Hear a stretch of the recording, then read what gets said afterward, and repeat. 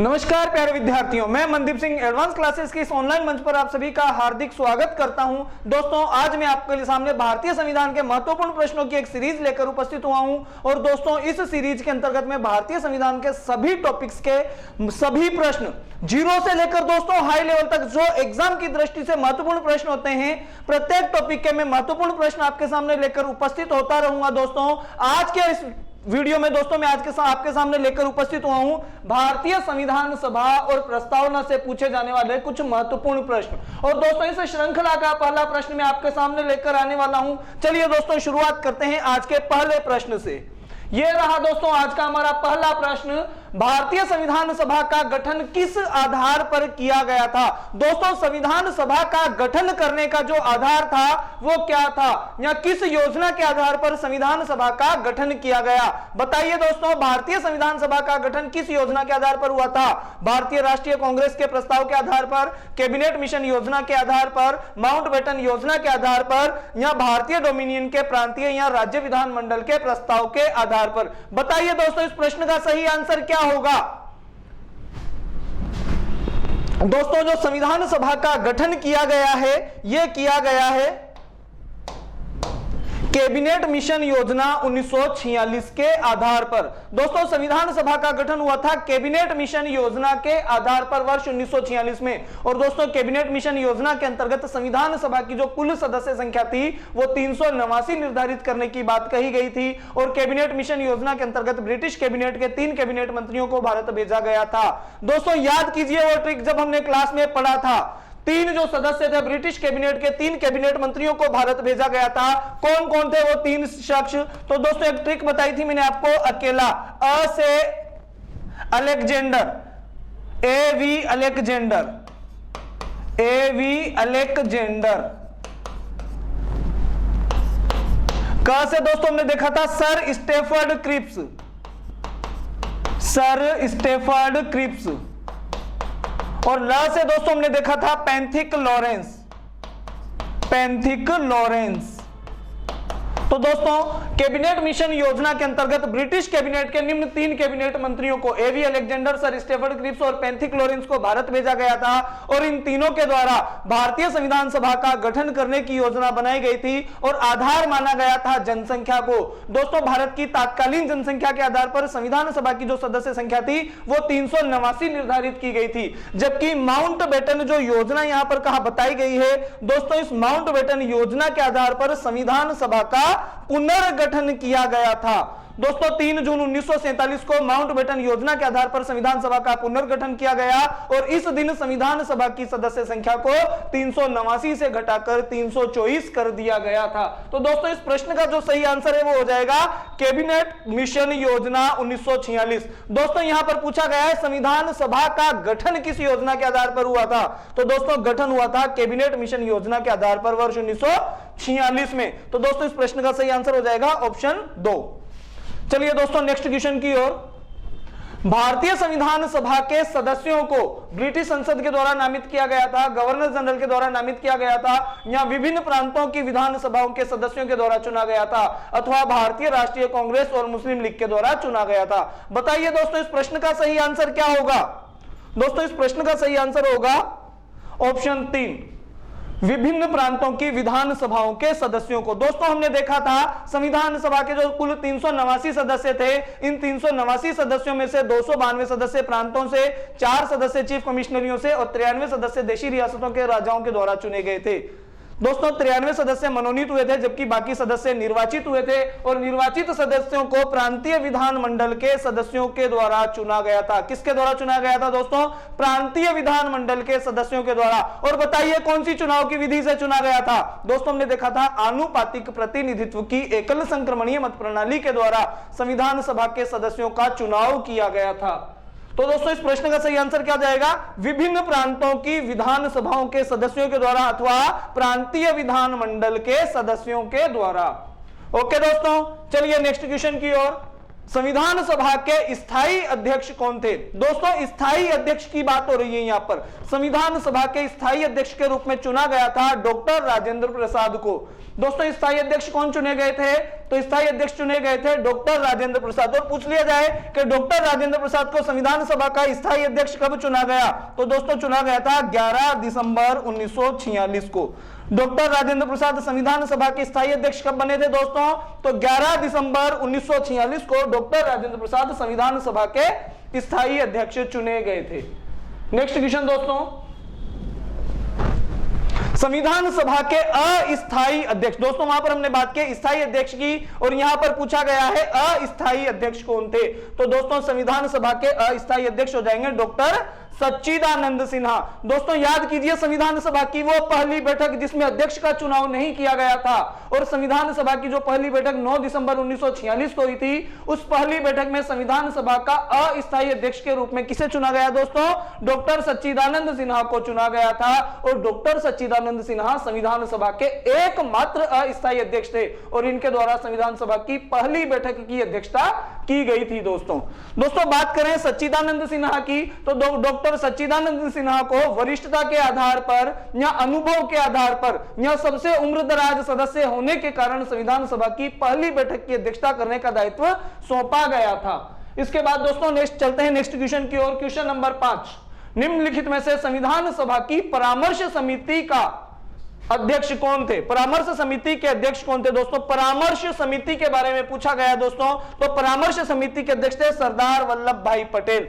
जबकि दोस्तों BR अम्बेडकर प्रारूप समिति के अध्यक्ष थे JB कृपलानी झंडा समिति के, और संघ संविधान समिति संघ शक्ति समिति के अध्यक्ष थे जवाहरलाल नेहरू। तो दोस्तों इस प्रश्न का सही आंसर हो जाएगा कि परामर्श समिति के अध्यक्ष कौन थे? सरदार वल्लभ भाई पटेल। चलिए दोस्तों, संविधान सभा के गठन की मांग सर्वप्रथम वर्ष 1895 में किसके द्वारा प्रस्तुत की गई थी? दोस्तों बताइए संविधान सभा के गठन की मांग करने वाले प्रथम व्यक्ति कौन थे? या संविधान सभा के गठन की मांग सर्वप्रथम किसके द्वारा की गई थी? तो दोस्तों संविधान सभा के गठन की मांग सबसे पहले की गई थी बाल गंगाधर तिलक के द्वारा। किसके द्वारा दोस्तों? बाल गंगाधर तिलक के द्वारा।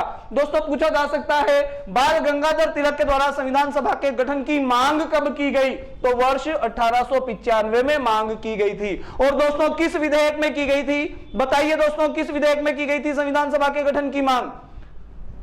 वेरी गुड, स्वराज्य विधेयक। और इस समय बाल गंगाधर तिलक ने नारा भी दिया था, स्वराज्य हमारा जन्मसिद्ध अधिकार है और इसे हम लेकर रहेंगे। दोस्तों स्वराज्य विधेयक में ही बाल गंगाधर तिलक ने सबसे पहले संविधान सभा के गठन की मांग की थी। तो इस प्रश्न का सही आंसर हो जाएगा बाल गंगाधर तिलक। संविधान सभा के गठन की रूपरेखा किसके द्वारा प्रस्तुत की गई थी दोस्तों? बताइए दोस्तों संविधान सभा के गठन की रूपरेखा किसने प्रस्तुत की थी? पंडित जवाहरलाल नेहरू, मोतीलाल नेहरू, मानवेंद्र नाथ रॉय या BN राव? बताइए दोस्तों किसने की थी संविधान सभा के गठन की रूपरेखा? यहां संविधान सभा के गठन की रूपरेखा किसके द्वारा प्रस्तुत की गई थी? तो दोस्तों ये की गई थी मोतीलाल नेहरू के द्वारा। दोस्तों मोतीलाल नेहरू के द्वारा वर्ष 1928 में नेहरू रिपोर्ट के माध्यम से संविधान सभा के गठन की रूपरेखा प्रस्तुत की थी। और दोस्तों पंडित जवाहरलाल नेहरू ने वयस्क मताधिकार के आधार पर संविधान सभा का गठन करने की बात कही, जबकि मानवेंद्र नाथ रॉय ने संविधान सभा के सैद्धांतिक रूपों का प्रतिपादन किया था। और दोस्तों BN राव जो थे ये संविधान सभा के कानूनी सलाहकार या संवैधानिक सलाहकार के रूप में नियुक्त किए गए थे। दोस्तों नेक्स्ट क्वेश्चन, भारत को एक संविधान देने का प्रस्ताव संविधान सभा के द्वारा पारित किया गया। दोस्तों गौर से देखिए इस प्रश्न को। इस प्रश्न के अंदर दोस्तों बहुत गहराई है और बहुत अच्छा प्रश्न है। भारत को एक संविधान देने का प्रस्ताव संविधान सभा के द्वारा पारित किया गया था।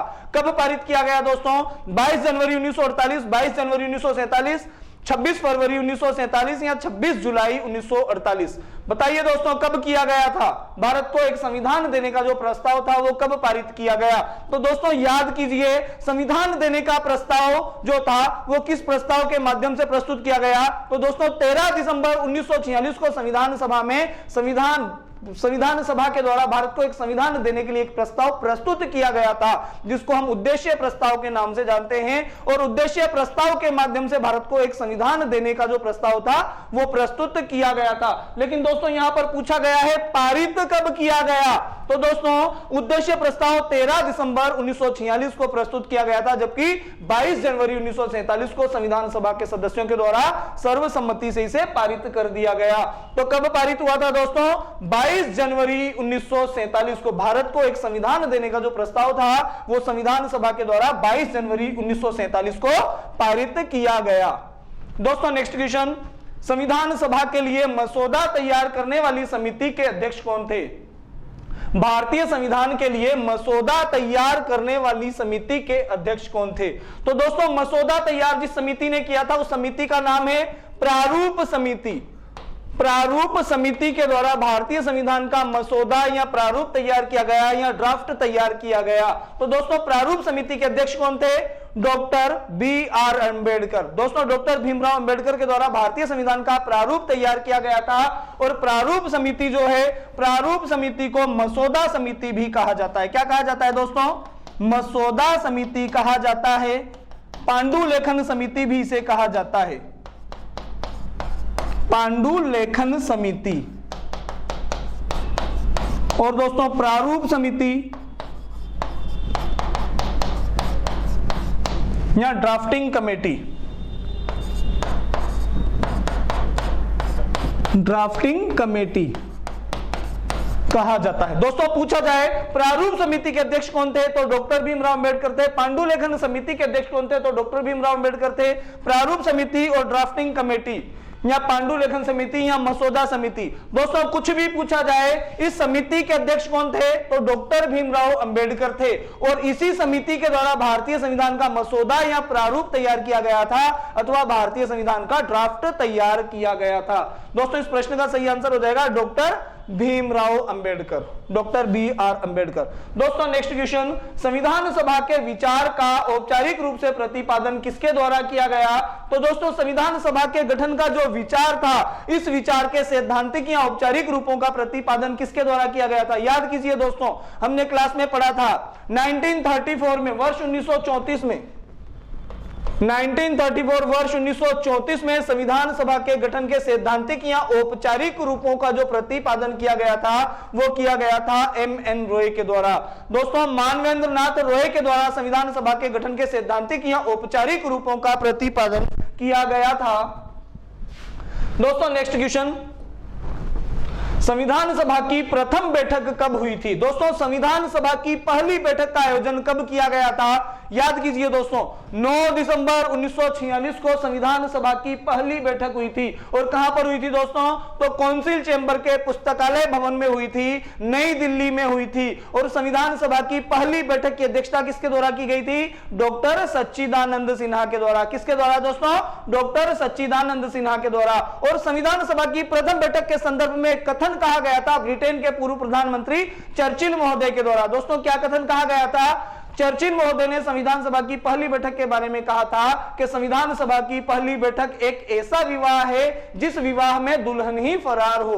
अर्थात संविधान सभा की तुलना एक ऐसे विवाह आयोजन से की थी दोस्तों कि हमने विवाह का तो आयोजन किया लेकिन दुल्हन ही लापता है, यह कहा था दोस्तों चर्चिल महोदय ने। और इसके बाद हम दोस्तों नेक्स्ट क्वेश्चन की ओर चलते हैं। संविधान सभा की अंतिम आखिरी बैठक कब हुई थी? तो दोस्तों याद कीजिए, संविधान जिस दिन लागू हुआ था उस दिन से 2 दिन पहले संविधान सभा की आखिरी बैठक बुलाई गई थी। तो किस संविधान कब लागू हुआ? 26 जनवरी 1950 को। तो 2 दिन पहले आखिरी बैठक यानी कि 24 जनवरी 1950 को, 24 जनवरी 1950 को संविधान सभा की आखिरी बैठक बुलाई गई थी। और दोस्तों आखिरी बैठक में राष्ट्रगान और राष्ट्रगीत को स्वीकार किया गया था। भारत के प्रथम राष्ट्रपति के रूप में डॉक्टर राजेंद्र प्रसाद को चुना गया था। तो 11 दिसंबर 1946 को किसे संविधान सभा का स्थायी अध्यक्ष चुना गया? 11 दिसंबर 1946 को संविधान सभा के स्थायी अध्यक्ष के रूप में कौन चुने गए थे दोस्तों बताइए? तो दोस्तों 11 दिसंबर 1946 को संविधान सभा के स्थायी अध्यक्ष के रूप में चुने गए थे डॉक्टर राजेंद्र प्रसाद। पूर्व में भी चर्चा कर चुके हैं दोस्तों इस प्रश्न पर हम। संविधान सभा के स्थायी अध्यक्ष के रूप में डॉक्टर राजेंद्र प्रसाद को चुना गया और 11 दिसंबर 1946 को इन्हें स्थायी अध्यक्ष के रूप में चुना गया था। भारतीय संविधान का निर्माण किया गया। दोस्तों भारत का संविधान किसके द्वारा बनाया गया? संविधान सभा के द्वारा, ब्रिटिश संसद के द्वारा, भारतीय संसद के द्वारा या गवर्नर जनरल के द्वारा? जो उस समय के भारत के ब्रिटिश गवर्नर जनरल थे उनके द्वारा संविधान का निर्माण किया गया, या ब्रिटेन की संसद ने भारतीय संविधान का निर्माण किया, या भारत की संसद ने संविधान का निर्माण किया, या संविधान सभा के द्वारा संविधान का निर्माण किया गया? तो दोस्तों बहुत इजी क्वेश्चन है। भारत का जो संविधान है वो संविधान सभा के द्वारा बनाया गया था और संविधान सभा का गठन वर्ष 1946 में कैबिनेट मिशन योजना के आधार पर किया गया था। ठीक है दोस्तों, अगला क्वेश्चन, संविधान सभा के संवैधानिक सलाहकार के रूप में किसे नियुक्त किया गया था? दोस्तों बताइए, संविधान सभा के संवैधानिक सलाहकार कौन थे? Doctor Rajendra Prasad, doctor Bhimrao Ambedkar, BN. Rao या बाल गंगाधर तिलक? तो दोस्तों बताइए संवैधानिक सलाहकार कौन थे? तो संवैधानिक सलाहकार थे दोस्तों बी.एन. राव। कौन थे? बी.एन. राव। बेनेगल नरसिम्हन राव संविधान सभा के संवैधानिक सलाहकार के रूप में नियुक्त किए गए थे। जबकि दोस्तों डॉक्टर राजेंद्र प्रसाद संविधान सभा के स्थायी अध्यक्ष थे और डॉक्टर भीमराव अंबेडकर प्रारूप समिति के अध्यक्ष थे। और दोस्तों बाल गंगाधर तिलक ने संविधान सभा के गठन की मांग सबसे पहले की थी कि संविधान निर्माण के लिए संविधान सभा का गठन किया जाना चाहिए और संविधान सभा के द्वारा ही भारतीय संविधान का निर्माण किया जाना चाहिए। ये मांग सबसे पहले किसने की थी? बाल गंगाधर तिलक ने की थी। और कब की थी दोस्तों? वर्ष 1895 में स्वराज्य विधेयक के माध्यम से। परंतु दोस्तों संवैधानिक सलाहकार के बारे में पूछा गया है, तो संवैधानिक सलाहकार कौन थे? Doctor B N. राव। बेनेगल नरसिम्हन राव संविधान सभा के संवैधानिक या कानूनी सलाहकार के रूप में नियुक्त किए गए थे। दोस्तों नेक्स्ट क्वेश्चन, मूल भारतीय संविधान पर कितने सदस्यों के द्वारा हस्ताक्षर किए गए थे?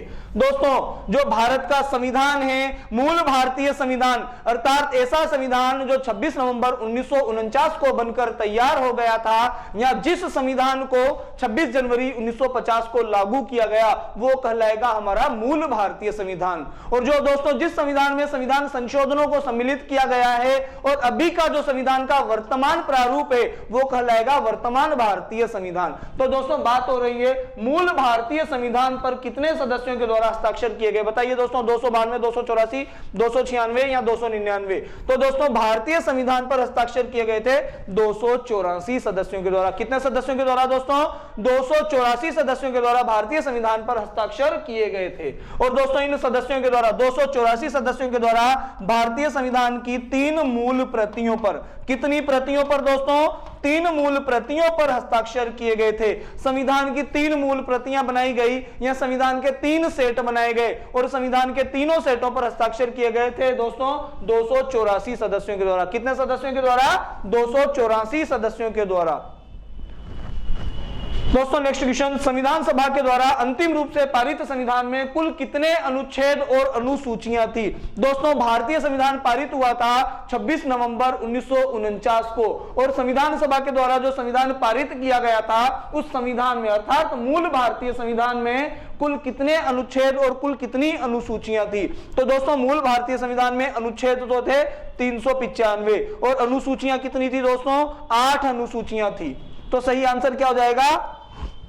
Option number 3। मूल भारतीय संविधान में 395 अनुच्छेद और 8 अनुसूचियों को सम्मिलित किया गया था और भाग थे दोस्तों 22। अगर वर्तमान की बात करें तो अनुसूचियां अब 8 से बढ़कर कितनी हो गई हैं दोस्तों? 12 और भाग कितने हो गए हैं? 22 से बढ़कर 25। वर्तमान में 25 भाग हैं और 22, मूल भारतीय संविधान में 22 भाग थे जबकि वर्तमान में 25 भाग हैं। मूल भारतीय संविधान में 8 अनुसूचियां थी जबकि वर्तमान में 12 अनुसूचियां हैं। और अनुच्छेद दोस्तों 395 थे जबकि वर्तमान में 465 के समथिंग इसके अनुच्छेद हो चुके हैं।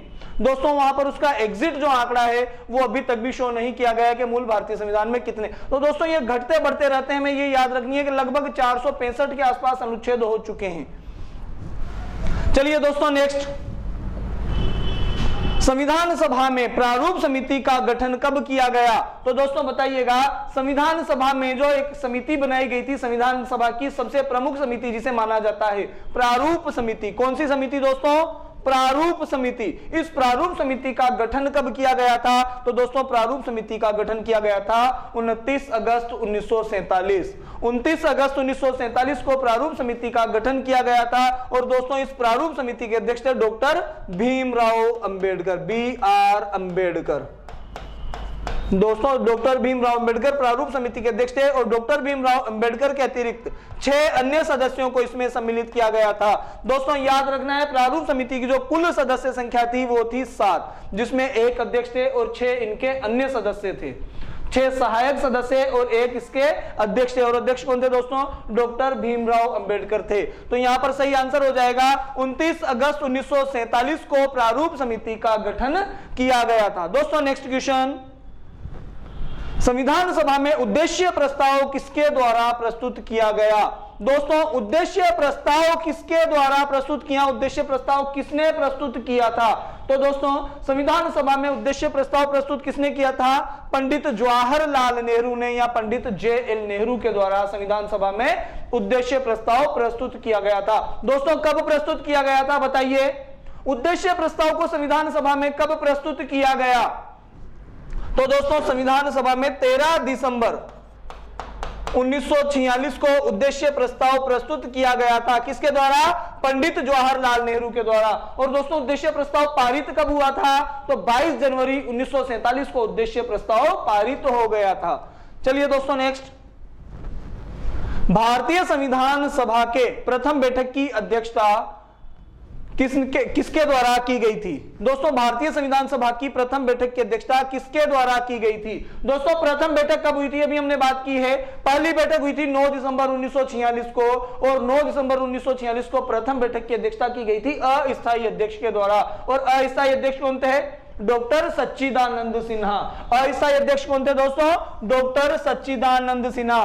तो इस प्रश्न का सही आंसर भी क्या हो जाएगा? डॉक्टर सच्चिदानंद सिन्हा। संविधान सभा की पहली बैठक 9 दिसंबर 1946 और अध्यक्षता की थी अस्थायी अध्यक्ष के रूप में डॉक्टर सच्चिदानंद सिन्हा ने, जो कि संविधान सभा के सबसे वरिष्ठ सदस्य थे, सबसे वयोवृद्ध सदस्य थे, सबसे उम्रदराज या सबसे अनुभवी सदस्य होने के कारण डॉक्टर सच्चिदानंद सिन्हा को संविधान सभा की पहली बैठक की अध्यक्षता करने का दायित्व सौंपा गया था। दोस्तों नेक्स्ट क्वेश्चन, संविधान सभा में उद्देश्य प्रस्ताव कब पारित हुआ? दोस्तों अभी पूछा गया था प्रस्तुत कब हुआ था, अब पूछा गया है पारित कब किया गया। तो पारित हुआ था दोस्तों 22 जनवरी 1947 को। कब पारित हुआ था? 22 जनवरी 1947 को उद्देश्य प्रस्ताव पारित हो गया था। और प्रस्तुत कब किया गया दोस्तों? तो 13 दिसंबर 1946 को प्रस्तुत किया गया और 22 जनवरी 1947 को उद्देश्य प्रस्ताव पारित हो गया।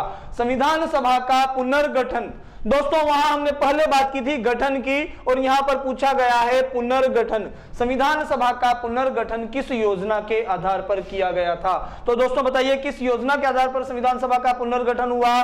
तो इसका सही आंसर हो जाएगा दोस्तों माउंटबेटन योजना के आधार पर। और माउंटबेटन योजना 3 जून 1947। दोस्तों ये वही योजना है जिस योजना में भारत विभाजन की बात कही गई थी और माउंटबेटन योजना के आधार पर भारत का विभाजन किया गया था। और दोस्तों माउंटबेटन योजना में कहा गया था कि हम भारत को स्वतंत्र करेंगे, परंतु स्वतंत्रता से पूर्व भारत का विभाजन किया जाएगा और भारत को एक नहीं 2 राष्ट्रों के रूप में स्वतंत्र किया जाएगा।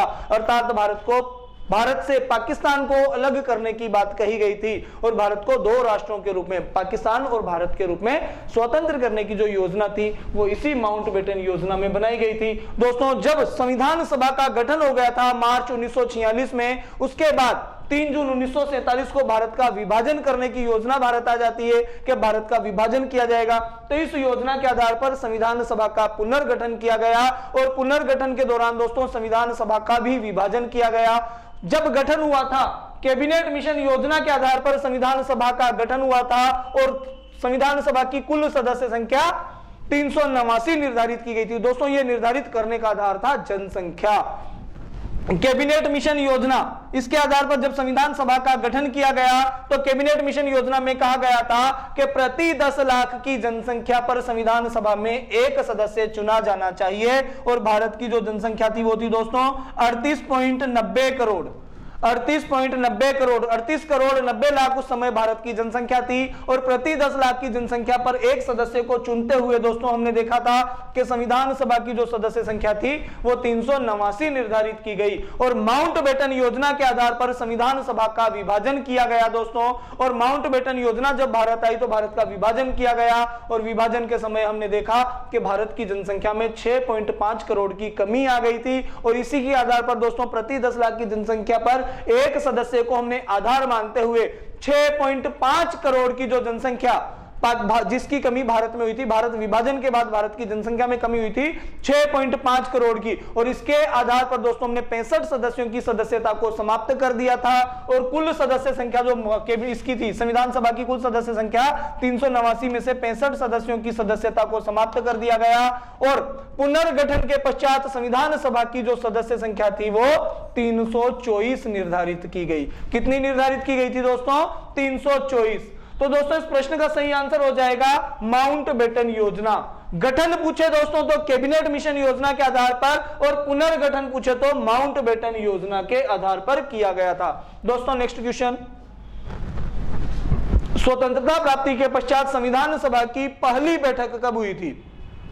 दोस्तों संविधान सभा की पहली बैठक के बारे में हम पढ़ चुके हैं, 9 दिसंबर 1946 को हुई थी। 9 दिसंबर 1946 को संविधान सभा की पहली बैठक हुई। उसके बाद दोस्तों भारत का विभाजन हो जाता है 15 अगस्त 1947 को। और यहां पर पूछा गया है 15 अगस्त 1947 को भारत जब स्वतंत्र हो जाता है तो स्वतंत्रता प्राप्ति के पश्चात संविधान सभा की पहली बैठक कब होगी? जबकि दोस्तों पहली बैठक 9 दिसंबर को हो चुकी है। यह स्वतंत्रता प्राप्ति के पश्चात पहली बैठक नहीं है, यह संविधान सभा की पहली बैठक है 9 दिसंबर 1946 को। अब भारत 15 अगस्त 1947 को स्वतंत्र हो गया। और स्वतंत्रता प्राप्ति के पश्चात संविधान सभा की पहली बैठक कब हुई थी दोस्तों? तो 31 अक्टूबर 1947 को पहली बैठक हुई थी। दोस्तों अभी हमने देखा 29 अगस्त 1947 को क्या हुआ था? तो 29 अगस्त 1947 को प्रारूप समिति का गठन किया गया था। क्या किया गया था? प्रारूप समिति का गठन किया गया था। दोस्तों नेक्स्ट क्वेश्चन, कैबिनेट मिशन योजना के अनुसार संविधान सभा की कुल सदस्य संख्या कितनी निर्धारित की गई थी? दोस्तों अभी हम बात कर रहे थे इस टॉपिक पर कि संविधान सभा की जो कुल सदस्य संख्या थी वो निर्धारित की गई थी 389। और दोस्तों इसी कैबिनेट मिशन योजना में कहा गया था कि भारतीय जो संविधान सभा होगी, सभा की सदस्य संख्या को जनसंख्या के आधार पर निर्धारित किया जाएगा। और उस समय भारत की जो जनसंख्या थी दोस्तों कितनी थी? 38.90 करोड़। और 10 लाख की जनसंख्या पर एक सदस्य चुने जाने का जो प्रावधान था, इसके आधार पर संविधान सभा की कुल सदस्य संख्या 389 निर्धारित की गई। कितनी निर्धारित की गई दोस्तों? 389। और दोस्तों इस 389 में से भी हम देखते हैं 292 सदस्य ब्रिटिश भारतीय प्रांतों से, 4 सदस्य चीफ कमिश्नरियों से और 93 सदस्य देशी रियासतों से चुने जाने का प्रावधान किया गया था। चलिए दोस्तों नेक्स्ट क्वेश्चन की ओर चलते हैं। संविधान सभा के द्वारा तिरंगा जो झंडा है दोस्तों, तिरंगा झंडा राष्ट्रीय ध्वज के रूप में कब स्वीकार किया गया? दोस्तों संविधान सभा के द्वारा तिरंगे झंडे को राष्ट्रीय ध्वज के रूप में कब स्वीकार किया गया था? तो दोस्तों तिरंगा झंडा राष्ट्रीय ध्वज के रूप में स्वीकार किया गया था 22 जुलाई को। 22 जुलाई 1947 को संविधान सभा ने तिरंगे झंडे को राष्ट्रीय ध्वज के रूप में स्वीकार किया। और दोस्तों पूछा जाए कि तिरंगे झंडे के वास्तुकार कौन है? तो तिरंगे झंडे के वास्तुकार कौन है दोस्तों? बताइए। पिंगली वेंकैया। Very good. कौन है दोस्तों? पिंगली वेंकैया तिरंगे झंडे के वास्तुकार हैं। और तिरंगे झंडे की लंबाई और चौड़ाई का अनुपात, लंबाई और चौड़ाई का अनुपात पूछा जाए दोस्तों तो लंबाई और चौड़ाई का अनुपात हो जाएगा 3:2। और चौड़ाई लंबाई का अनुपात पूछ ले दोस्तों तो 2:3। चौड़ाई और लंबाई का अनुपात 2:3 और लंबाई और चौड़ाई का अनुपात 3:2। याद रखना है दोस्तों, लंबाई 3 है और चौड़ाई 2 है। चौड़ाई कितनी है दोस्तों? 2 और लंबाई कितनी है? 3। ये याद रखना है दोस्तों। यहां से भी कई बार एग्जाम में क्वेश्चन पूछा जाता है तिरंगे झंडे की लंबाई और चौड़ाई का अनुपात क्या है?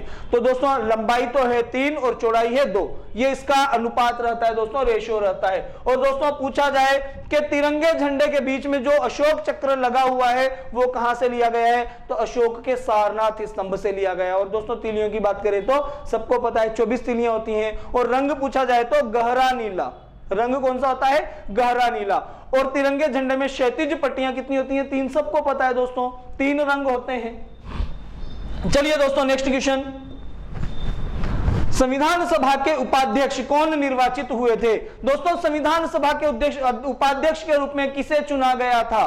तो दोस्तों बताइए संविधान सभा के उपाध्यक्ष कौन थे? एच.सी. मुखर्जी थे, वी.टी. कृष्णमाचारी थे या सच्चिदानंद सिन्हा थे? दोस्तों सच्चिदानंद सिन्हा के बारे में हम पढ़ चुके हैं कि ये संविधान सभा के अस्थायी अध्यक्ष थे। क्या थे दोस्तों? सच्चिदानंद सिन्हा संविधान सभा के अस्थायी अध्यक्ष थे, अस्थायी अध्यक्ष। और दोस्तों संविधान सभा के जो उपाध्यक्ष थे वो थे एच.सी. मुखर्जी और वी.टी. कृष्णमाचारी दोनों। एच.सी. मुखर्जी को भी उपाध्यक्ष के रूप में चुना गया और वी.टी. कृष्णमाचारी को भी चुना गया। तो 1 व 2 दोनों। आंसर सही क्या हो जाएगा दोस्तों? ऑप्शन नंबर 4, 1 व 2 दोनों। ये दोनों उपाध्यक्ष थे। डॉक्टर एच.सी. मुखर्जी को भी उपाध्यक्ष के रूप में चुना गया और वी.टी. कृष्णमाचारी को भी संविधान सभा के उपाध्यक्ष के रूप में चुना गया था। दोस्तों नेक्स्ट क्वेश्चन, संविधान सभा में कुल कितने सदस्य निर्वाचित हुए थे? दोस्तों बहुत इंपॉर्टेंट क्वेश्चन है, थोड़ा कंसंट्रेशन के साथ देखिएगा इस क्वेश्चन को। बताइए संविधान सभा में कुल कितने सदस्य निर्वाचित हुए थे? 389, 292, 93 या 296, 296। बताइए दोस्तों कितने सदस्य निर्वाचित हुए थे? दोस्तों ध्यान दीजिएगा, केवल निर्वाचित सदस्यों के बारे में पूछा जा रहा है। कुल सदस्य संख्या तो थी दोस्तों 389। संविधान सभा में कुल सदस्य संख्या कितनी निर्धारित की गई थी? तो संविधान सभा की कुल सदस्य संख्या 389 निर्धारित की गई थी, जबकि 292 सदस्य प्रांतों से चुने गए थे। कितने सदस्य चुने गए थे प्रांतों से? 292। और 93 सदस्य दोस्तों देशी रियासतों से चुने गए थे। कहां से? देशी रियासतों से चुने गए थे और देशी रियासतों के सदस्यों को देशी रियासतों के राजाओं के द्वारा मनोनीत किया गया था। दोस्तों देशी रियासतों के जो सदस्य थे ये मनोनीत हुए थे, जबकि प्रांतों और चीफ कमिश्नरियों के सदस्यों को, चीफ कमिश्नरियों के जो सदस्य थे प्रांतों से कितने दोस्तों? 292 और चीफ कमिश्नरियों से कितने? 4 सदस्य चुने गए थे। तो दोस्तों ये जो 292 और 4 कुल 296 सदस्य हैं, ये हुए थे दोस्तों निर्वाचित।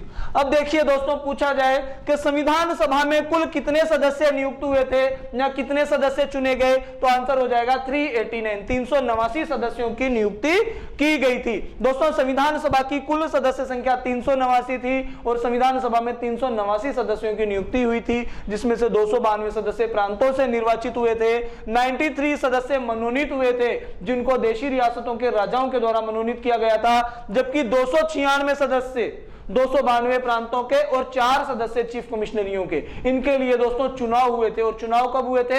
जुलाई 1946 में। कितने सदस्यों के लिए? 296 सदस्यों के लिए। और इनके चुनाव में भाग किसने लिया था दोस्तों? तो प्रांतीय विधानमंडल के सदस्यों ने इनके चुनाव में भाग लिया था, जनता ने भाग नहीं लिया था।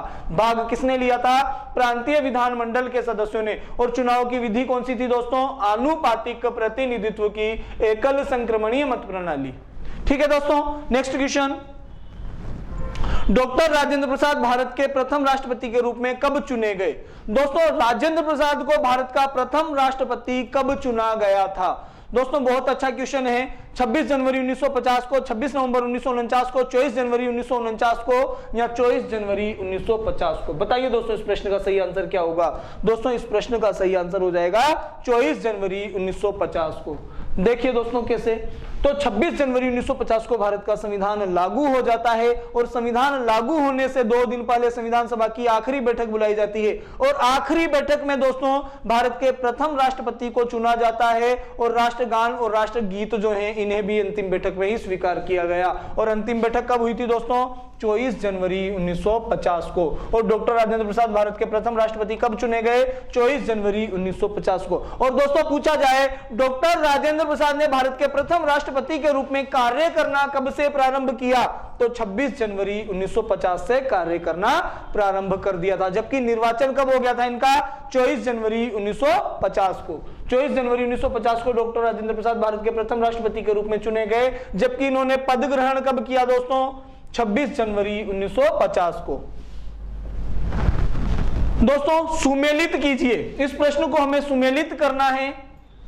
एक तरफ तो दी गई है दोस्तों संविधान सभा की समितियां और एक तरफ दिए गए हैं नाम, समितियों के अध्यक्षों के नाम। हमें सुमेलित करना है दोस्तों किस समिति के अध्यक्ष कौन थे। तो दोस्तों संघ शक्ति जो समिति है, संघ शक्ति समिति के अध्यक्ष कौन थे, पंडित जवाहरलाल नेहरू। प्रारूप समिति के अध्यक्ष कौन थे, डॉक्टर भीमराव अंबेडकर। संचालन समिति, तो दोस्तों संचालन समिति के अध्यक्ष कौन, राजेंद्र प्रसाद। और परामर्श समिति के अध्यक्ष कौन, सरदार वल्लभ भाई पटेल। दोस्तों 1 का 4 3 2 1 क्या हो जाएगा, 4 3 2 और 1। सही आंसर क्या हो जाएगा दोस्तों, 4 3 2 1। किस में है, तो ऑप्शन नंबर 1 में है। दोस्तों क्रम देखिएगा, संघ शक्ति समिति, प्रारूप समिति, संचालन समिति और परामर्श समिति। तो दोस्तों आंसर क्या हो जाएगा, 4 3 2 1। क्या हो जाएगा दोस्तों आंसर, 4 3 2 1। और ये कौन से ऑप्शन में है, ऑप्शन नंबर 1 में है। तो इस प्रश्न का सही आंसर क्या हो जाएगा, ऑप्शन नंबर 1। संघ शक्ति समिति के अध्यक्ष दोस्तों पंडित जवाहरलाल नेहरू, प्रारूप समिति के अध्यक्ष डॉक्टर भीमराव अंबेडकर, संचालन समिति के अध्यक्ष दोस्तों डॉक्टर राजेंद्र प्रसाद और परामर्श समिति के अध्यक्ष सरदार वल्लभ भाई पटेल। दोस्तों नेक्स्ट क्वेश्चन, भारतीय संविधान का निर्माण कुल कितने अधिवेशनों में हुआ था। दोस्तों संविधान का निर्माण कितने अधिवेशनों में हुआ था। तो दोस्तों पूछा जाए कि संविधान सभा के कुल कितने अधिवेशन हुए थे, तो आंसर होगा 12। और यहां पर पूछा गया है संविधान का निर्माण कुल कितने अधिवेशनों में हुआ। तो दोस्तों संविधान सभा के कुल 12 अधिवेशन हुए थे, जबकि संविधान का निर्माण 11 अधिवेशनों में पूर्ण हो चुका था। दोस्तों भारत का जो संविधान है वो 26 नवंबर 1949 को बनकर तैयार हो गया था दोस्तों, जबकि आखिरी जो 12वां और आखिरी अधिवेशन था वो बुलाया गया था 24 जनवरी को। कब, 24 जनवरी 1950 को। और दोस्तों इस समय भारत का संविधान बन चुका था और संविधान निर्माण होने के बाद भी एक आखिरी अधिवेशन बुलाया गया। किस दिन, 24 जनवरी 1950 को। तो संविधान सभा के तो कुल 12 अधिवेशन हुए, जबकि भारतीय संविधान का निर्माण कितने अधिवेशनों में पूर्ण हो गया था दोस्तों, तो 11 अधिवेशनों में संविधान का निर्माण पूर्ण हो गया था।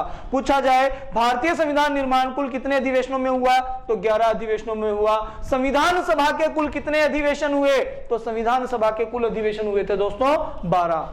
यहां पर पूछा गया है संविधान का निर्माण कुल कितने अधिवेशनों में हुआ, तो इस प्रश्न का सही आंसर हो जाएगा दोस्तों 11 अधिवेशनों में हुआ था।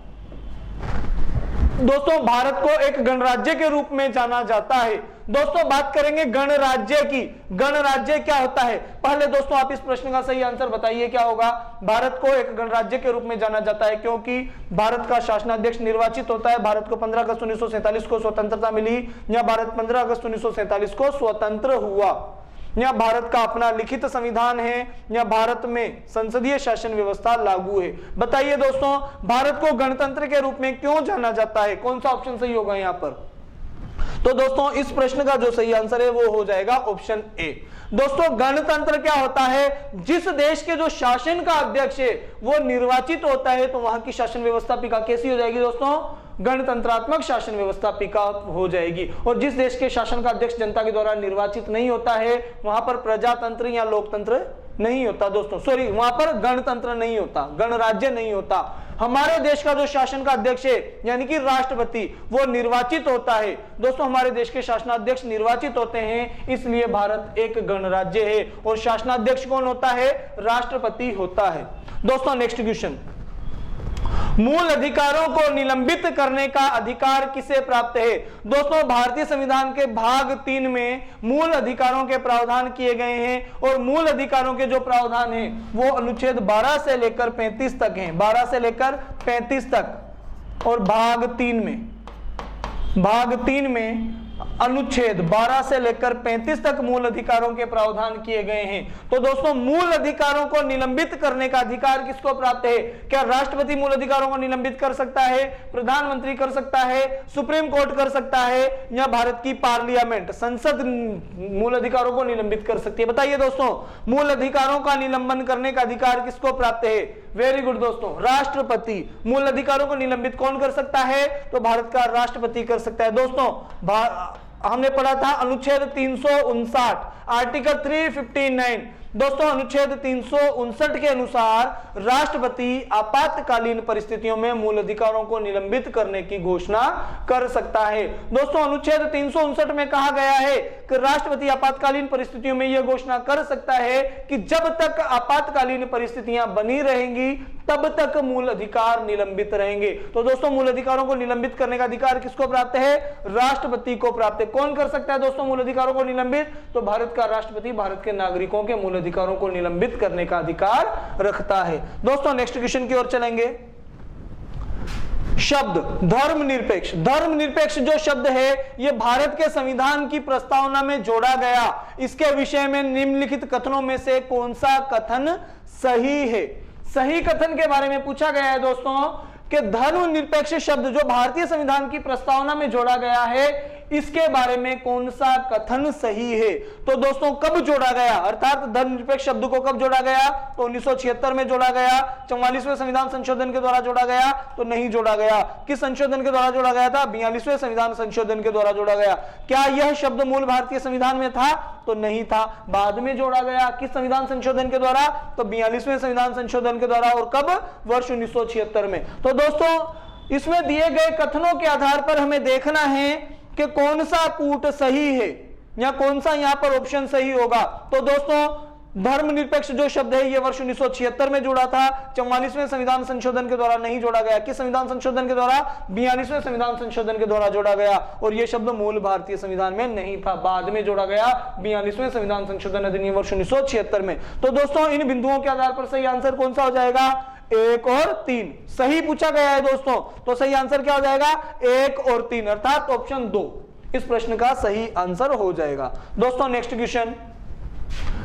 भारतीय संविधान की उद्देशिका में परिवर्तन या संशोधन अधिनियम में किए गए हैं। भारतीय संविधान की उद्देशिका में जो परिवर्तन किया गया है वो किस संशोधन अधिनियम के द्वारा किया गया है? तो दोस्तों भारत के संविधान की प्रस्तावना में केवल एक बार संशोधन किया गया है, 42वां संविधान संशोधन। कौन सा संशोधन दोस्तों? तो 42वां संविधान संशोधन अधिनियम वर्ष 1976। और दोस्तों 42वां संविधान संशोधन प्रस्तावना में किया गया पहला और अब तक का एकमात्र संशोधन है। और 42वें संविधान संशोधन के द्वारा भारतीय संविधान की प्रस्तावना में 3 नए शब्दों को जोड़ा गया। कौन कौन से शब्द दोस्तों? तो समाजवादी, पंथ निरपेक्ष या धर्म निरपेक्ष, और तीसरा शब्द था अखंडता। समाजवादी, पंथ निरपेक्ष और अखंडता, ये 3 नए शब्द प्रस्तावना में जोड़े गए थे। किस संशोधन के द्वारा दोस्तों? तो 42वें संविधान संशोधन अधिनियम वर्ष 1976 के द्वारा जोड़े गए थे।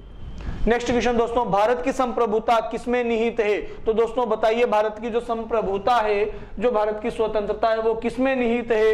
तो भारत की संसद में निहित है, राष्ट्रपति में निहित है, प्रधानमंत्री में निहित है या भारत की जनता में निहित है? बताइए दोस्तों भारत की संप्रभुता किसमें निहित है? तो इस प्रश्न का सही आंसर हो जाएगा भारत की जनता में। और दोस्तों सर्वोच्चता भी भारत की जनता को ही प्रदान की गई है। और दोस्तों प्रस्तावना के अनुसार जो भारत का संविधान है वो भी जनता के नाम से ही अंगीकार या किया गया है। दोस्तों भारतीय संविधान की प्रस्तावना का पहला वाक्य याद कीजिए, हम भारत के लोग भारत को संपूर्ण प्रभुत्व संपन्न समाजवादी पंथ निरपेक्ष लोकतांत्रिक गणराज्य बनाने के लिए तथा उसके समस्त नागरिकों को सामाजिक आर्थिक राजनीतिक न्याय विचार अभिव्यक्ति विश्वास धर्म और उसकी जो भी दोस्तों प्रस्तावना है, बात करेंगे आगे हम प्रस्तावना के बारे में विस्तार से। तो दोस्तों प्रस्तावना के अनुसार जो प्रस्तावना का पहला वाक्य था, हम भारत के लोग, यानी कि भारतीय संविधान की प्रस्तावना के अनुसार भारतीय संविधान को भारत के लोगों के द्वारा अंगीकार किया गया है या भारत की जनता के द्वारा अंगीकार किया गया है। तो दोस्तों संविधान की जो भारत की संप्रभुता है वो किसमें निहित हो जाएगी? जनता में। और प्रस्तावना के अनुसार भारतीय संविधान को भी जनता के नाम से अंगीकार किया गया है। दोस्तों नेक्स्ट क्वेश्चन, भारतीय संविधान में किस संशोधन के द्वारा प्रस्तावना में 3 शब्द समाजवादी, धर्मनिरपेक्ष और अखंडता जोड़े गए? किस संविधान संशोधन के द्वारा दोस्तों? तो 42वें संविधान संशोधन के द्वारा। और 42वां संविधान संशोधन कब? वर्ष 1976 में। 1976 में 42वें संविधान संशोधन के द्वारा 3 नए शब्द कौन कौन से दोस्तों? समाजवादी, धर्मनिरपेक्ष या पंथ निरपेक्ष और अखंडता, ये 3 नए शब्द जोड़े गए। किस संशोधन के द्वारा? 42वें संविधान संशोधन अधिनियम वर्ष 1976 के द्वारा जोड़े गए थे। दोस्तों नेक्स्ट क्वेश्चन, भारतीय संविधान के किस भाग में स्पष्ट रूप से घोषणा की गई है कि भारत एक धर्मनिरपेक्ष राष्ट्र है या भारत एक धर्मनिरपेक्ष राज्य है?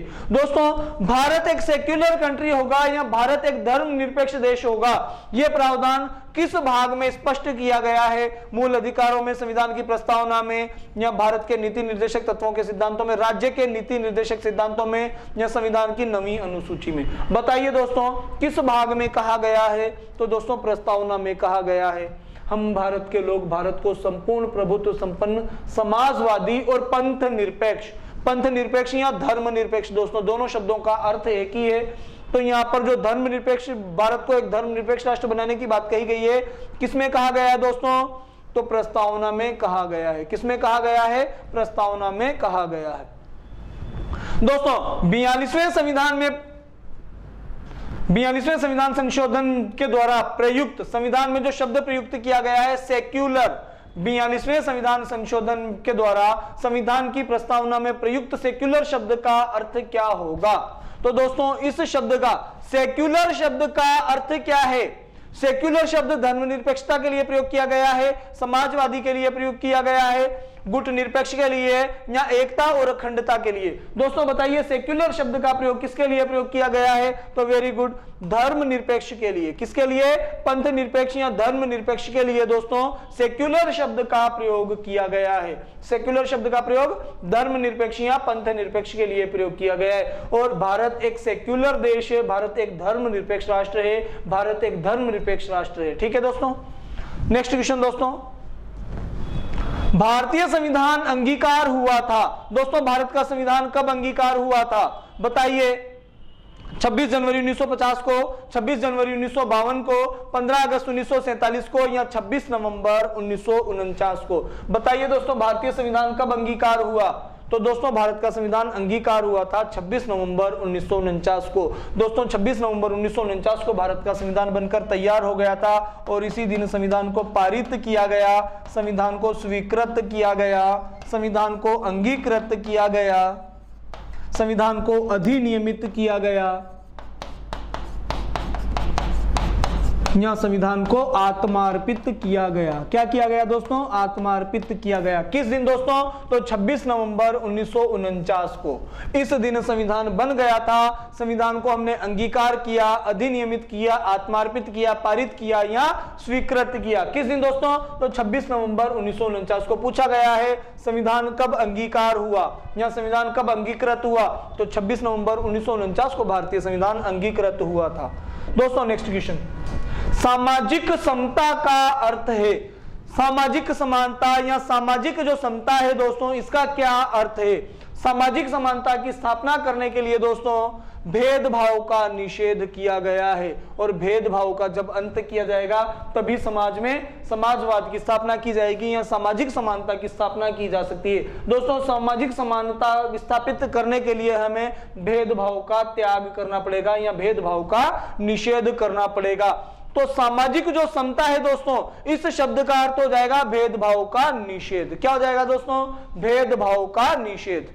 नेक्स्ट क्वेश्चन दोस्तों, राज्य की आत्मा किसे कहा गया है? दोस्तों, क्वेश्चन को ध्यान से पढ़िएगा। आत्मा और किसकी? राज्य की। राज्य की आत्मा किसे कहा जाता है? तो दोस्तों बताइए, राज्य की आत्मा किसको कहा गया है? प्रस्तावना को कहा गया है, मूल अधिकारों को कहा गया है, नीति निर्देशक तत्वों को कहा गया है, या उपरोक्त सभी को आत्मा कहा गया है? बताइए दोस्तों, राज्य की आत्मा किसे कहा गया है? तो दोस्तों, राज्य की आत्मा कहा गया है नीति निर्देशक तत्वों को। और नीति निर्देशक तत्वों को राज्य की आत्मा किसने कहा है? तो ग्रीनविल ऑस्टिन ने कहा है। किसने कहा है? ग्रीनविल ऑस्टिन ने कहा है। दोस्तों, ग्रीनविल ऑस्टिन ने तो नीति निर्देशक तत्वों को राज्य की आत्मा कहा है, जबकि संविधान की आत्मा किसे कहा गया है? प्रस्तावना को। और प्रस्तावना को संविधान की आत्मा किसने कहा है दोस्तों? तो ठाकुरदास भार्गव ने कहा है। किसने कहा है? ठाकुरदास भार्गव ने कहा है। और ठाकुरदास भार्गव के अलावा अगर हम बात करें दोस्तों, तो मोहम्मद हिदायतुल्लाह जो कि सर्वोच्च न्यायालय के एक न्यायाधीश हैं और बाद में ये भारत के कार्यवाहक राष्ट्रपति भी बनते हैं और उसके बाद ये भारत के एक उपराष्ट्रपति भी बने, मोहम्मद हिदायतुल्लाह। और दोस्तों मोहम्मद हिदायतुल्लाह के बाद अगर हम बात करें तो पंडित जवाहरलाल नेहरू, पंडित जवाहरलाल नेहरू, पंडित जवाहरलाल नेहरू, इन्होंने दोस्तों प्रस्तावना को संविधान की आत्मा कहा है। संविधान की आत्मा, राज्य की नहीं दोस्तों, राज्य की आत्मा तो कौन है, नीति निर्देशक तत्व हैं, जबकि संविधान की आत्मा किसे कहा गया है, प्रस्तावना को कहा गया है। और प्रस्तावना को संविधान की आत्मा किसने कहा है, तो ठाकुर दास भार्गव ने प्रस्तावना को संविधान की आत्मा कहा है, मोहम्मद हिदायतुल्लाह ने प्रस्तावना को संविधान की आत्मा कहा है, और पंडित जवाहरलाल नेहरू ने भी प्रस्तावना को संविधान की आत्मा कहा है। इसके बाद दोस्तों हम बात करें तो मूल अधिकारों को भी संविधान की आत्मा कहा गया है, और मूल अधिकारों को भारतीय संविधान का सबसे महत्वपूर्ण भाग भी बताया गया है। दोस्तों मूल अधिकारों को संविधान की आत्मा किसने कहा है, तो मूल अधिकारों को संविधान की आत्मा कहा है दोस्तों B.R. अम्बेडकर ने, डॉक्टर भीमराव अम्बेडकर ने। और दोस्तों भीमराव अम्बेडकर जी ने संवैधानिक उपचारों के मूल अधिकार को मूल अधिकारों की रक्षा करने वाला मूल अधिकार भी बताया है, और संविधान की आत्मा भी बताया। किसको दोस्तों, छठा जो मूल अधिकार है हमारा, संवैधानिक उपचारों का मूल अधिकार, संवैधानिक उपचारों के मूल अधिकार को डॉक्टर भीमराव अंबेडकर जी ने संविधान की आत्मा कहा है। दोस्तों अगर पूछा जाता है कि संविधान में आत्मा किसे बताया गया है, संविधान में आत्मा किसे बताया गया है, तो नीति निर्देशक तत्व भी आत्मा है, मूल अधिकार भी आत्मा है, और प्रस्तावना भी आत्मा है। लेकिन प्रस्तावना संविधान की आत्मा है, संवैधानिक उपचारों का मूल अधिकार संविधान की आत्मा है, और नीति निर्देशक तत्व राज्य की आत्मा है। और पूछा गया है दोस्तों राज्य की आत्मा किसे कहा जाता है, तो राज्य की आत्मा किसे कहा गया है, नीति निर्देशक तत्वों को। और किसने कहा है, तो ग्रीनविल ऑस्टिन ने नीति निर्देशक तत्वों को राज्य की आत्मा बताया है। चलिए दोस्तों नेक्स्ट क्वेश्चन, भारत है एक पंथ निरपेक्ष राष्ट्र है। दोस्तों भारत एक पंथ निरपेक्ष राष्ट्र है, भारत एक हिंदू राष्ट्र है, भारत एक धार्मिक राष्ट्र है, या इनमें से कोई नहीं। बताइए दोस्तों भारत कौन किस प्रकार का राष्ट्र है, क्या भारत एक पंथ निरपेक्ष राष्ट्र है, या भारत एक हिंदू राष्ट्र है, या भारत एक धार्मिक राष्ट्र है। बताइए दोस्तों क्या है भारत, तो भारत है एक पंथ निरपेक्ष राष्ट्र, और इसका वर्णन किया गया है दोस्तों भारतीय संविधान की प्रस्तावना में। प्रस्तावना के अनुसार भारत एक धार्मिक राष्ट्र, अर्थात भारत का कोई भी राष्ट्रीय धर्म नहीं होगा। दोस्तों नेक्स्ट क्वेश्चन की ओर चलते हैं हम। भारतीय संविधान की प्रस्तावना किस देश के संविधान से अधिग्रहित की गई है, भारतीय संविधान की जो प्रस्तावना है किस देश के संविधान से अधिग्रहित की गई है। तो बताइए दोस्तों प्रस्तावना किस देश के संविधान से ली गई है, तो प्रस्तावना ली गई है दोस्तों अमेरिका के संविधान से। जबकि भारतीय संविधान की प्रस्तावना की जो भाषा शैली है, शब्दावली है, शब्दावली तो दोस्तों ली है कहां से, ऑस्ट्रेलिया से। और प्रस्तावना हमने कहां से ली है, प्रस्तावना हमने ली है अमेरिका से। दोस्तों पूछा जाए प्रस्तावना किस देश के संविधान से ली गई है, तो प्रस्तावना अमेरिका से। और भारतीय संविधान की प्रस्तावना की शब्दावली किस देश से, तो शब्दावली ली है दोस्तों ऑस्ट्रेलिया से। दोस्तों नेक्स्ट क्वेश्चन की ओर हम चलेंगे। प्रस्तावना के अनुसार भारतीय नागरिकों को कितने प्रकार की समता प्रदान की गई है, प्रस्तावना के अनुसार भारतीय नागरिकों को कितने प्रकार की समता या समानता, दोस्तों यहां पर समानता लिखा गया है लेकिन प्रस्तावना में समता शब्द का प्रयोग किया गया है। और दोस्तों प्रस्तावना के अनुसार नागरिकों को 2 प्रकार की समता, प्रतिष्ठा और अवसरों की समानता प्रदान करने की बात कही गई है। दोस्तों बात करें तो 5 प्रकार की स्वतंत्रता, क्या दोस्तों, स्वतंत्रता, और 3 प्रकार का न्याय। न्याय कितने प्रकार का दोस्तों, तो 3 प्रकार का। और बात करें दोस्तों अनुच्छेद 19 के अनुसार नागरिकों को कितने प्रकार की स्वतंत्रता, तो 6 प्रकार की स्वतंत्रता। और प्रस्तावना के अनुसार नागरिकों को 2 प्रकार की समता। कौन कौन सी 2 समताएं दोस्तों, तो 2 समताएं बताइए कौन कौन सी दी गई हैं, अभी हमने बात की है प्रतिष्ठा और अवसरों की समता या समानता। और 5 प्रकार की दोस्तों स्वतंत्रता की बात कही गई है, विचार, अभिव्यक्ति, विश्वास, धर्म और उपासना की स्वतंत्रता। प्रकार का न्याय, सामाजिक, आर्थिक और राजनीतिक न्याय। जबकि दोस्तों भारतीय संविधान के अनुच्छेद 19 में नागरिकों को 6 प्रकार की स्वतंत्रताओं का वर्णन किया गया है। अनुच्छेद 19 में भाग 1 से लेकर भाग 6 तक 6 प्रकार की स्वतंत्रताएं दी गई हैं। दोस्तों नेक्स्ट क्वेश्चन, किस वर्ष भारत एक संपूर्ण प्रभुत्व संपन्न प्रजातांत्रिक गणराज्य बना? दोस्तों भारत एक संपूर्ण प्रभुत्व संपन्न प्रजातांत्रिक गणराज्य कब बना था? तो जब भारत का संविधान लागू हुआ उसी के साथ भारत एक संपूर्ण प्रभुत्व संपन्न प्रजातांत्रिक गणराज्य बना। और संविधान लागू कब हुआ था? 26 जनवरी 1950 को। तो दोस्तों 1950 में भारत एक संपूर्ण प्रभुत्व संपन्न प्रजातांत्रिक गणराज्य बना था। चलिए दोस्तों नेक्स्ट क्वेश्चन की ओर। प्रस्तावना के अंतर्गत नागरिकों को कौन सा न्याय प्रदान नहीं किया गया है? दोस्तों नहीं किया गया है, पूछा गया है यहाँ पर कि प्रस्तावना के अनुसार नागरिकों को कौन सा न्याय प्रदान नहीं किया गया है। दोस्तों अभी हमने देखा कि प्रस्तावना में नागरिकों को 3 प्रकार का न्याय देने की बात कही गई है, सामाजिक न्याय, आर्थिक न्याय और राजनीतिक न्याय। दोस्तों प्रस्तावना में नागरिकों को सामाजिक न्याय प्रदान किया गया है, आर्थिक न्याय प्रदान किया गया है और राजनीतिक न्याय भी प्रदान किया गया है। कौन सा न्याय प्रदान नहीं किया गया दोस्तों? तो धार्मिक न्याय प्रदान नहीं किया गया है। तो दोस्तों यहाँ क्या पूछा गया है? कौन सा न्याय प्रदान नहीं किया गया है? तो इस प्रश्न का सही आंसर क्या होगा दोस्तों? धार्मिक न्याय। ऑप्शन नंबर 3 इस प्रश्न का सही आंसर हो जाएगा। दोस्तों भारतीय संविधान की प्रस्तावना के अनुसार नागरिकों को 3 प्रकार का न्याय दिया गया है, सामाजिक न्याय, आर्थिक न्याय और राजनीतिक न्याय। अगर न्याय के अलावा दोस्तों हम स्वतंत्रता की बात करें तो स्वतंत्रता कितने प्रकार की थी दोस्तों? 5 प्रकार की। कौन कौन सी? विचार, अभिव्यक्ति, विश्वास, धर्म और उपासना की स्वतंत्रता। और दोस्तों स्वतंत्रता के बाद 2 प्रकार की समानता दी गई है, 2 प्रकार की समानता देने की बात कही गई है। कौन कौन सी 2 प्रकार की समानताएं दोस्तों? तो 2 प्रकार की प्रतिष्ठा और अवसरों की समानता प्रदान की गई है। दोस्तों नेक्स्ट क्वेश्चन की ओर चलते हैं। भारत के संविधान की प्रस्तावना में प्रथम संशोधन कब किया गया था? दोस्तों डायरेक्ट वर्ष पूछा गया है कि संविधान में जो प्रथम संशोधन किया गया था वो किस वर्ष किया गया है? दोस्तों संविधान में नहीं, सॉरी, प्रस्तावना का प्रथम संशोधन पूछा गया है। संविधान में प्रथम संशोधन 1952 में 51 में किया गया था।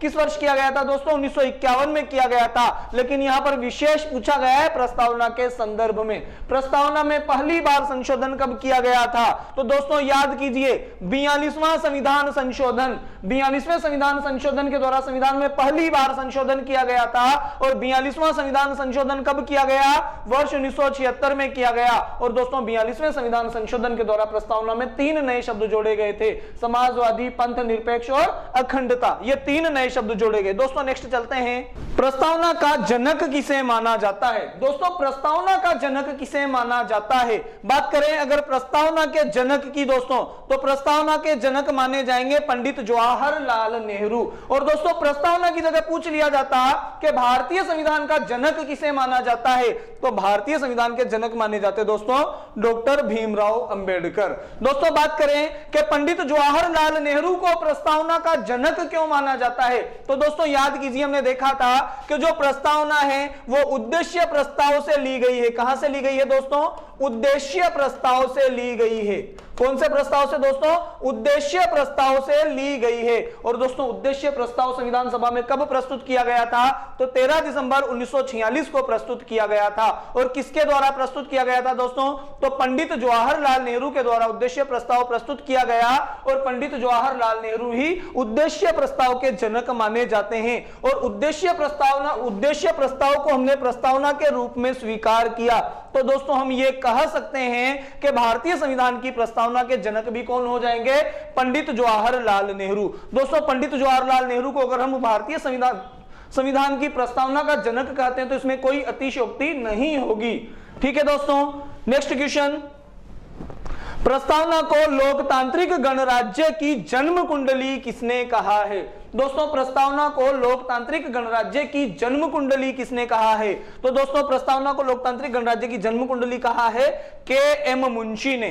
किसने दोस्तों? के.एम. मुंशी ने प्रस्तावना को लोकतांत्रिक गणराज्य की जन्म कुंडली बताया है। जबकि एन पालकीवाला ने प्रस्तावना को संविधान का परिचय पत्र कहा है। क्या कहा है दोस्तों? परिचय पत्र कहा है। किसने कहा है परिचय पत्र? तो एन पालकीवाला ने प्रस्तावना को संविधान का परिचय पत्र, जबकि ठाकुरदास भार्गव ने प्रस्तावना को संविधान की आत्मा बताया है। क्या बताया है दोस्तों? संविधान की आत्मा बताया। किसने? ठाकुरदास भार्गव ने। और दोस्तों ग्रीनविल ऑस्टिन की अगर हम बात करें तो ग्रीनविल ऑस्टिन नीति निर्देशक तत्वों को राज्य की आत्मा इनके द्वारा कहा गया था। ठीक है दोस्तों चलिए बढ़ते हैं आज के अपने नेक्स्ट और लास्ट क्वेश्चन की ओर। दोस्तों ये रहा आपके सामने आज का लास्ट क्वेश्चन दोस्तों। प्रस्तावना में प्रयुक्त प्रावधानों का सार्थक क्रम, किसका सार्थक क्रम दोस्तों? प्रावधानों का। संविधान की प्रस्तावना में किए गए जो प्रावधान हैं उन प्रावधानों का सार्थक क्रम हमसे पूछा गया है दोस्तों। तो देखते हैं संविधान की प्रस्तावना में पहले न्याय का वर्णन किया गया है या पहले स्वतंत्रता का किया गया है या समानता का किया गया है। दोस्तों इन्हें क्रमबद्ध रूप से हमें व्यवस्थित करना होगा। देखेंगे किस प्रकार के जो प्रावधान है वो पहले और क्रमशः किस क्रम में इन्हें रखा गया है। दोस्तों इनका क्रम हम देखेंगे आज। तो सबसे पहले देखते हैं न्याय किया गया है या न्याय के प्रावधान किए गए हैं, उसके बाद स्वतंत्रता के प्रावधान और उसके बाद समानता के प्रावधान। या फिर दोस्तों पहले न्याय, समानता और स्वतंत्रता, कौन सा क्रम सही होगा इन दोनों तीनों में से? तो समानता, समता, न्याय, ये क्रम सही है या ये क्रम सही है? स्वतंत्रता, न्याय और समानता, बताइए दोस्तों इनमें से कौन सा क्रम सही होगा? तो जैसा कि हमने भारतीय संविधान की प्रस्तावना में देखा था कि नागरिकों को 3 प्रकार का न्याय, उसके बाद 5 प्रकार की स्वतंत्रता और उसके बाद 2 प्रकार की समानता दी गई है। दोस्तों प्रस्तावना में हमने देखा था कि हम भारत के लोग भारत को संपूर्ण प्रभुत्व संपन्न समाजवादी पंथ निरपेक्ष लोकतांत्रिक गणराज्य बनाने के लिए तथा भारत के समस्त नागरिकों को सामाजिक, आर्थिक, राजनीतिक न्याय, विचार, अभिव्यक्ति, विश्वास, धर्म और उपासना की स्वतंत्रता, प्रतिष्ठा एवं अवसरों की समानता। दोस्तों पहले किसका वर्णन किया गया है? न्याय का। तो ये तो ऑप्शन होंगे नहीं, ये दोनों ऑप्शन से बाहर। और न्याय के बाद क्या दिया गया दोस्तों? 5 प्रकार की स्वतंत्रता। तो समानता, यहां पर दूसरे नंबर पर स्वतंत्रता, समानता आ गया। तो सही ऑप्शन कौन सा हो जाएगा दोस्तों अब तक का? स्वतंत्रता। और स्वतंत्रता के बाद प्रस्तावना में वर्णन किया गया है समानता का। और समानता कितने प्रकार की? 2 प्रकार की। दोस्तों ये थे आज आपके 50 महत्वपूर्ण प्रश्न जो आपकी परीक्षा के लिए बहुत महत्वपूर्ण हैं। दोस्तों इस प्रकार के प्रश्नों की सीरीज में आपके लिए कंटिन्यू लेकर उपस्थित होता रहूंगा और हमारे साथ इसी प्रकार बने रहिएगा। धन्यवाद है आपको बहुत बहुत। दोस्तों अगर आप अपनी तैयारी को और ज्यादा सशक्त करना चाहते हैं तो आप इसी प्रकार हमारे साथ बने रहिए। और दोस्तों आपको अगर हमारा ये वीडियो पसंद आया हो तो हमारे इस वीडियो को लाइक करें, शेयर करें और कमेंट भी करें दोस्तों। और अगर आप हमारे इस यूट्यूब चैनल पर नए हैं तो दोस्तों हमारे इस चैनल को सब्सक्राइब करें ताकि हमारे सभी आने वाले नोटिफिकेशंस आपको मिल जाएं, सभी वीडियोस के नोटिफिकेशन आपको मिल जाएं ताकि आप हमारे वीडियो को जल्दी से जल्दी देख सके। धन्यवाद।